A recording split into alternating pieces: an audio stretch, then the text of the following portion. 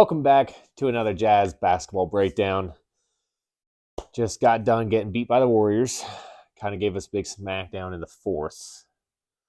But this is kind of newsflash, Jazz fans. This might be the rest of the season. Very typical. We really don't have many good defensive players anymore. And especially certain lineups. I mean, we closed with trying to make a little bit of a run with the lineup out there. Markkanen can't be the best defensive player that's on the court in any sort of lineup that you need to make any sort of especially a run to catch up defensively, things like that. I get you need offensive players, but no. Bad feelings. Bad feelings. Oh man, bad. That looked like a pretty fun run by the Warriors. Looked like a bunch of friends having fun down at the rec center. Yeah, just shooting it up, yucking it up, having a good time. Yeah, I don't understand taking out Chris Dunn down that stretch in the fourth when he was seemingly the only player that was able to slow Steph down and make him work a little bit, make him at least work, right? And so we bring in, and we're I was saying it during the game, we seriously might be the worst team in the NBA on going through screens. That is true. It was really cool to watch Steph first half because he could have easily made 3 of his first 4 3-pointers. A couple of them were open, plenty of space. His shot wasn't falling, and so he was just distributing the ball all over the place. Right. What a player. That was fun. And then down the stretch, the shot starts falling. He starts doing incredible Steph things. I enjoyed watching Klay Thompson's battle with Chris Dunn and going back and forth the way that Chris was working with him, sometimes going over the top of the screen to deny, and then Klay would swing around on the backside and a couple of times got him around some screens and some open shots on a runner. Man, that's high level off the ball movement. That's fun to watch. As far as where the Jazz are at, we feel like we're back to kind of first part of the season form with searching for lineups that are going to work. We took Chris Dunn out of the starting lineup tonight to try and kind of mix it up and pair him with some people that are coming off the bench. Which that's the thing, is it's expected right now too, right? We're trying to relearn how to play together, but started Keontae and he struggled tonight with his shot pretty bad, but he needs that kind of growth. Those are the things I'm okay with, because it was a rough night by Keontae. Offensively, it was a rough night by Taylor Hendricks, and that's okay because they have to go through this process. It's okay watching them learn. And it's a lot of people may say, well, Hendricks looks lost out there right now, and he's been playing G League basketball. He hasn't played pro basketball against this level of players besides the little bit of a stint he had earlier in the season when we had a lot of injuries. So he is going to be probably the longest of, there's moments that he'll shine, and then there's going to be really moments like this overall, this game offensively, where he just seems to be out of position and stumbling with the ball, different things like that. It's difficult to have him in there at the same time that we've got a Clarkson and Talen Horton-Tucker at the same time on the court, because we're going back to the old 2-man weave, man. It was so bad. And that's the thing. And we're back to that. And I mean, he's not going to really get looks in rhythm. No. Playing with that group. I mean, yes, playing time is valuable. He'll learn from it. But and that's the thing, is you may say, oh, well, Clarkson and Tucker had great games, and it's just like, and you can be mad all you want. I just don't care. Just watching those two. And the thing is Clarkson hit crazy shots in the first half. He hit incredible shots in the first half, and there's no denying that. Second half, he kind of went back down to numbers we've seen all year. Tucker didn't get enough minutes to kind of fall off, but it's really not good offense. It's not really good for anyone besides maybe Jordan Clarkson, Talen Horton-Tucker, to watch those two dribble around every single possession. I get there are times when you go ISO and you have those moments, and that's fine. It can't be the entire time you're on the court. No one else I gets don't in have a words rhythm. for it. It's Yeah. really frustrating. It's not good team ball to watch play. There's no involvement. There's no one else in a rhythm. Your defense starts to fall off because of it. On top of it, it builds to so many things that a box score doesn't see. And this should have been anticipated more. I'm okay with the young players getting in there and stubbing their toe a little bit, but to have this big of a hole in our lineup by trading away both of our defensive threes, I mean, how could you say you couldn't see this coming? Yeah, that's pretty obvious. Our solution to get rid of Fontecchio and Agbaji is to play Taylor Horton-Tucker in that, and he's not a good defender. He takes stupid risks and puts himself out of position continually over and over and over again. And it's I don't know. This is going to be a so freaking frustrating end of the season if this is what we get. We're not playing Bryce Sensabaugh. I thought we had decided that Taylor Horton-Tucker wasn't worth the time on the court anymore. And so I thought for sure we'd be able to see Bryce Sensabaugh, and you guys had mentioned that last game he was out and he was questionable going in this game, but I looked it up right before the game and they had said he was available. But still didn't play. He was on the bench this time, whereas last game he was just off the bench, and so he came in at the end. So obviously he was able to play. Available. Yeah, that's a little frustrating. We'd like to see him get in there and do his thing. Right now we're sitting at 11th on Tankathon. We're a half game out of, actually we're 12th. Half game out of 11th with the Bulls right there with us. Yeah, they played one less game. We've got the Lakers and then Golden State before the All-Star break. It's safe to say we're going to have a kind of similar experiences to what we've experienced right now. I don't think that we'll really solve any roster situations before that All-Star break, at least figuring out how to play. Yeah, it's an interesting little future we got here, man. and I don't know. I'm so freaking frustrated with Colin Sexton right now too, because he is fully reverted back to. He's not really looking to run the offense. He's just looking to run for his own shots right now. It's really what it feels like. Every once in a while he gets a good driving kick and stuff, but he's kind of got that same mentality right now. The ball's just sticking in his hands. And so we got 3 guards who are super ball heavy players who are just ball stuck in their hands. And so yeah, you may get some great stats and look great on a box score, but you're going to get beat by 20 with that. Now, if Clarkson and Sexton can go back to, when moving the ball a little bit and things like that, then we can have serious momentum swinging lineups with them. But so far, it doesn't look that way. Nope. And we're kind of back to the big problem that we had right at the start of the year, just the whole stack of combo guards that don't seem to play with each other. We had little spells there where Sexton was doing some pretty good things, where some good things were happening, but it's serious concerns right now. Serious concerns with what's going to happen with Chris Dunn. I mean, he's basically playing the 3 next to Tucker and Clarkson right now, and he's never going to touch the ball, be able to run any sort of offense or anything like that. And no, he's not a big scorer or anything like that, but if he's only getting little spot up shots and that's it, that's figured on offense. We saw it several times tonight where our combo guards would do their combo guard thing, dribble in there, get tied up around some people, and throw it out to Dunn with 2 seconds left on the clock out at the 3-point line.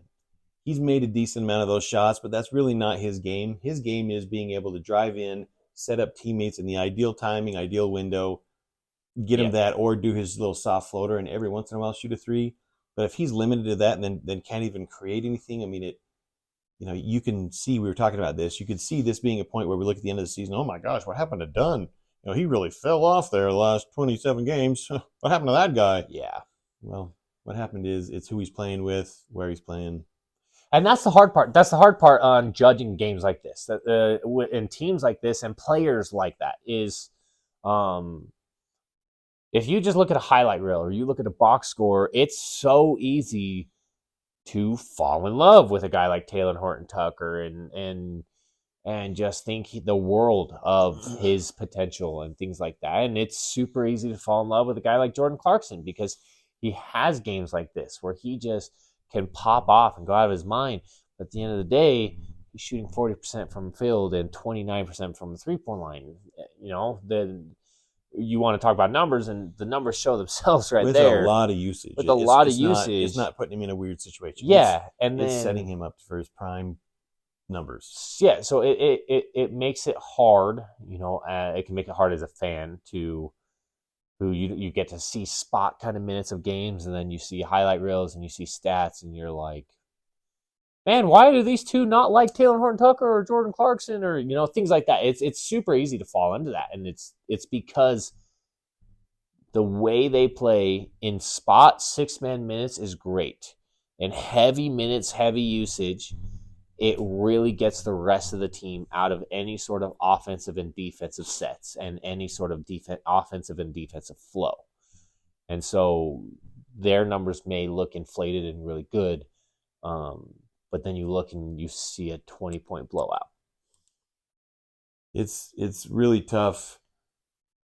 I thought to explain it to. I was just gonna say it's really tough to explain it to. I would say the layperson, the casual fan, this kind of thing, because to them it's like, well, the numbers are here. It's easy to say. It's that part is tough, difficult to explain. There are just some players that lift everybody else around them, and the exponential effect on the team, and you'll even see it even after they sub out. There's such a rhythm and a flow that's been established that it doesn't even really hit their plus minus sometimes. Yeah. That it's, your team's moving the ball, everybody's getting touches, they're feeling good, and all of a sudden everybody's playing great. And you have it after a player will sub out that the team will just continue on in a flow. So it's tough to explain many times to casual fans. I was just going to bring up the Justin Zanuck press conference. Yeah.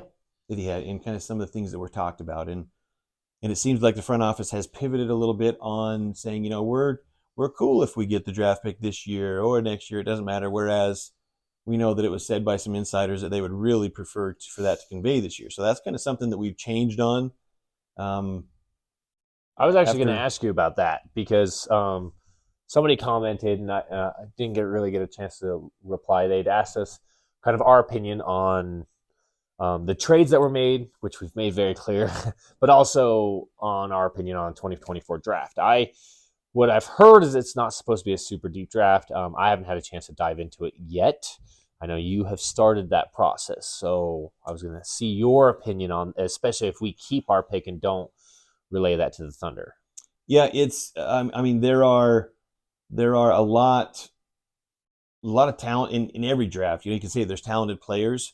What you're looking at is percentages. What's the likelihood that some of these players will develop into a role player? They'll develop into a really good role player, an all-star, whatever. That's kind of where you had last year with Scoot and Wembanyama and Brandon Miller coming out. That yeah, you can pick holes and find little things in each one of their games, but they had a lot going for them. This year, the Sarr kid seems to be getting on most draft boards. He's a 7-footer that kind of is athletic, can move, can't really shoot, but blocks a lot of shots. Kind of an upgraded Derek Lively would be my explanation, playing down in Australia in that pro league. That's pretty good. That's pretty good. He'll do a lot of things, especially if he can get his offensive game going a little bit, but very active, mobile hips and feet. There's some other players that I really like for the Jazz, especially if we're going to be searching for a 2-guard. Let's see if we have a dog show here. Dog. What's up, dog? What's up, Psycho? Get your head up and look at the camera. That's all, like, my favorite part. When he'll come in and then turn around. I really like if we're looking for 2 guards, I really like the Stephon Castle kid out of UConn. Okay. He's a 6'6" guard. Plays strong defense, really good around screens and navigating the defense. Handles the ball well, distributes the ball. His shooting's a little bit down. I think he's down around like 33% from 3, but he's kind of coming back off some injuries, but really influential and active and doesn't have to always have the ball to be doing that kind of stuff. The Isaiah Collier kid was coming in, some project him to be number 1, but he's had a lot of turnover, struggle shooting with USC. He's injured. We'll be interesting to see if it comes back. But overall, you've got some talented guys in the top 10 for sure. It kind of falls off. And a difference from last year is like you had players like the kid out of UConn that was the shooter. Crap, I can't remember his name right now. And I mean, even like Keontae going from the 12 to 15, 16 range, right? Yeah. Players like that it falls off a little bit more. I really wonder about the value of a late first round, early second round pick. You're coming up and in, coming in. Let's go, buddy. Yeah. So it's interesting, and there's still a lot going on. I mean, I even saw some boards this week that had Filipowski right around the 10, 11, 12 range, which we've kind of wondered what his value is watching him play. We kind of a little bit. And that's the thing. I'm a Duke fan. I've watched a lot of the games, and last year he's someone I felt like really, would have a chance to develop, and him staying in Duke, I felt like was going to be really good for him. No, his efficiency he has really struggled efficiency wise. You can see like he'll put up big numbers at some games, and some games he just doesn't really do a whole lot, and it's because efficiency wise he's really bad. I think he's right around like 30% 3-point line, maybe worse, maybe like 25%. And he takes a lot of bad shots, and efficiency shows that he doesn't have the record to take these bad shots. And so he's somebody that I was intrigued with last year. This year, now it's kind of like, not really super interested. Right. I really wanted the value of a late first round pick that we, fought so hard to get, or the early second round pick. I think that's going to kind of be some slim pickings when you get down there. You never know. You can find some gems, but this is a draft where like a Kevin McCullough, who's a 6'8" defensive, kind of been playing decently offensively for Kansas as well, kind of like Jalen Wilson did last year. But whereas last year that he would have been kind of probably in the 30 to 35 range, this year he's probably going to be in the 15 range. Okay. So as you get down to those kind of the second to third tier players, it really drops off. But you never know what you can find. And as we get into kind of off season and things like that, we plan on, continually keeping up with videos and stuff like that. And that'll be something we do is really break down the draft and break down, once we have our spots solidified, break down realistically what you're looking at as a player there and what it can do for us. Those are things we're kind of excited to get into in the off season. It's something we have been doing for years. Somebody also commented hashtag capture the flag, Cooper Flag. That's pretty cool. And we are huge Cooper Flag fans. I mean, Sean showed me videos of him 6 to 8 months before he blew up. And so when he was like 15. And so we've been watching. Back playing in Maine, where he was from. Yes. Yep. We've been watching him since then. And continually growing and growing, and man, that kid is special. I am super excited to watch his career as it progresses and see what he can do, because anytime that they've had big time games, he has been somebody that has shown up for those games. He seems to be somebody who doesn't, puts up big numbers and then gets those big time games against the Boozer Twins or big time tournaments and things like that they kind of fall off a little bit. He gets better.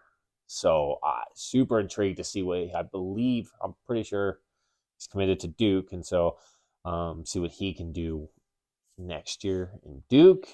We won't have Roach there finally. Man, that Roach, dude, he drives me crazy. And so, yeah, this year's draft I'm not super familiar with, but I'm starting my research on it because it's looking more and more likely that we're going to be in the top 10 lottery pick. Top 10 lottery, going to have 3 picks. I got to tell you right now, it just feels like it's fate that the Spurs are going to get Nikola Topic. I feel it. I hate it. I hate it. And a 6'7" point guard that can handle like that, in control and finish at the rim, playing alongside Wembanyama, who tonight did some craziness. Triple-double with 10 blocks. And 5 assists on top of it. The stuff that guy does is unbelievable. Yes. But tonight, obviously, the game wasn't super fun to watch. As end of the season, kind of, and we get past All-Star break, things like that, it may get better as the lineups, they learn how to play together, and Taylor Hendricks gets more acclimated. I really beg we get Bryce Sensabaugh minutes and start get him acclimated and see if he's worth that development as well. And then kind of see what we do lineups. We tried something different with Markkanen tonight, who couldn't freaking buy a foul call. He had his own struggles and everything like that, but at the same time, was not getting any help. That's for damn sure. Yeah, they weren't giving him calls at all. 0 free throws. 0 free throws, and it's not like he was shooting a lot of threes. He was very aggressive going to the rim. Very frustrating for Markkanen tonight. But something he struggled at tonight, and I'm okay with, is, I mentioned to you and my dad before this that it seemed like in practice they are working with Markkanen at the top of the key in that kind of high post area and running the offense similar to what Kelly Olynyk was doing for us. And so we did that several times with him tonight. He struggled a little bit with it, but that's okay because we're now challenging Markkanen to continue to develop. You are here at a star level. How far can we push that with your playmaking and ball handling and strength in the post and stuff like that? I'm super intrigued with that. Absolutely. And super intrigued to see where his game goes the last half of the season going into next year. If we can start adding that, man, that adds a whole nother element of how to try to guard him. Super excited about that. So keep your eyes on that. That is something that is being developed, and see how he handles that. Yeah, it's becoming clear to me that he's approaching the level to be a number one, to be the number one top player. Yep. He's starting to kind of approach into that conversation. The development in his game this year has been clear in the rebounding, the way that he started scoring more in the paint and even going stronger to the hole. And if he were in a system that intentionally fed the ball through him and had other players with gravity, he would be 30 points a night, pretty consistent, effortlessly. And he was NBA number 3 and 3-pointers made in January and number 7 on the year. And so that's something I feel like just going to keep going up. Yeah. Especially as we're moving him back to the 3 at times. But one last thing I want to talk about this game, Walker Kessler played great minutes, I felt like.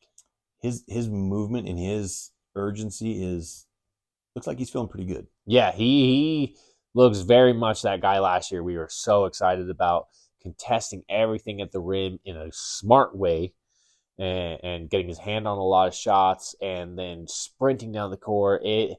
He looks very good right now on the court, and we need to play him, John Collins, and Markkanen more together. We are trying that lineup again. Let's try it longer than 2-minute spells. Right. Let that lineup play together for minutes, and it's another lineup that's going to take time to develop. But I believe with Collins' ability to spread the floor as well, that it'll work. We just need to be willing to stay with it.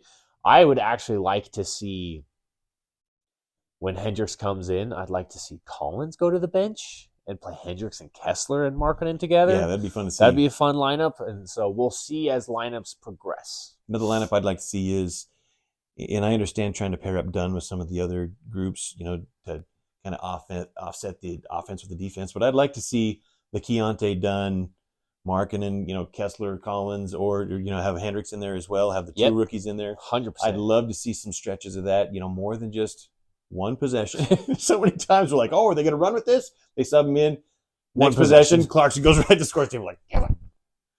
That's something I'd like to see, though. I think that, regardless of outcome, wins or losses, I'd like to see us kind of run with that and get some real time to assess it, some real data. Yeah, 100%. We got the last half of the season is the time to start trying these things. We've obviously very much committed to the fact that we are not a push for the playoffs right now team. And so let's really start experimenting with what is actually going to work with players who are actually going to be here when we are hitting that point when we're ready to make a run for the championship. Right. It's clear that we couldn't get what we wanted for some of the pieces in the combo guards by the trade deadline, right? Fair to say that? Yep.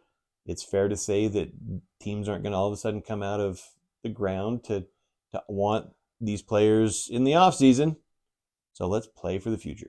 Yeah, 100%. But we'll see as it progresses. We got 2 more games to the All-Star break, Wednesday and Thursday. So Wednesday against the Lakers. We'll see how that goes. See what maybe some changes. We've already started to see some adjustments since the trade deadline quickly. So just gotta kind of hold on for the ride. It could be a rough last half of the season. Let's just watch for development and good signs. That's kind of what we have to focus on right now. Good feelings. You gotta find them. All right, we'll see you guys Wednesday. Thanks, guys.